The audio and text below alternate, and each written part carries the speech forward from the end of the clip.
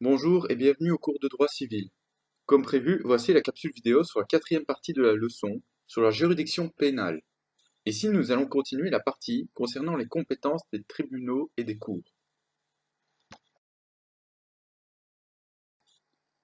Avant de définir les compétences de chacun des tribunaux et des cours, nous allons commencer par les citer. Il y a la justice de paix, le tribunal de police, le tribunal de la jeunesse, le tribunal civil, ensuite le tribunal correctionnel, et pour finir, la cour d'assises. Qu'est-ce que la justice de paix? Il s'agit d'une juridiction civile. Elle s'occupe de toute demande d'affaires civiles et commerciales dont le montant n'excède pas 1 860 euros.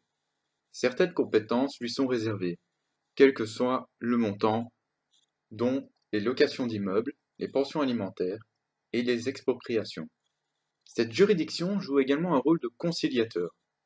La procédure de conciliation est gratuite et a pour objectif de trouver un accord si les parties veulent trouver une solution ensemble sans engager un procès.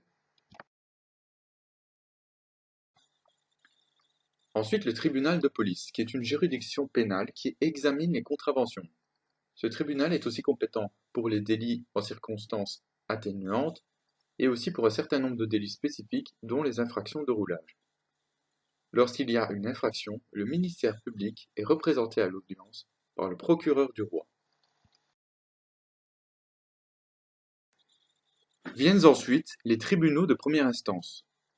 Je vais d'abord commencer par le tribunal de la jeunesse. Le tribunal de la jeunesse est une chambre spéciale. C'est une chambre qui est prévue pour les jeunes âgés de moins de 18 ans ainsi que leurs parents. Le tribunal est compétent lorsqu'il y a des faits délictueux comme le trafic de drogue ou le vol, ou bien également lorsqu'il y a des cas de maltraitance, d'abus ou de négligence de la part des parents. Ensuite, toujours dans les tribunaux de première instance, il y a le tribunal correctionnel. Ce tribunal est une chambre spéciale du tribunal de première instance. Il est en principe compétent pour le traitement des délits et des crimes correctionnalisés, c'est-à-dire les escroqueries, les fraudes et vols avec infraction. Bien, il y en a beaucoup d'autres, mais on va toujours se contenter de ces trois exemples. Ensuite, le dernier tribunal de première instance, le tribunal civil. Ce tribunal est une section du tribunal de première instance, comme dit précédemment. Il est compétent pour les litiges civils, c'est-à-dire sinistres et factures impayées, par exemple, d'un montant supérieur à 1 860 euros.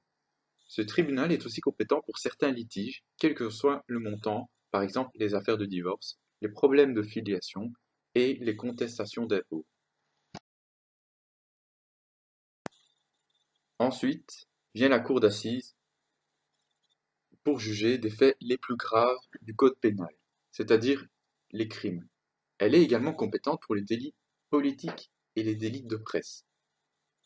Ici, dans la cour d'assises, la décision du jury est définitive. Aucun appel n'est possible, seul un pourvoi en cassation est possible. Qu'est-ce qu'un pourvoi en cassation? Nous le verrons dans la prochaine vidéo.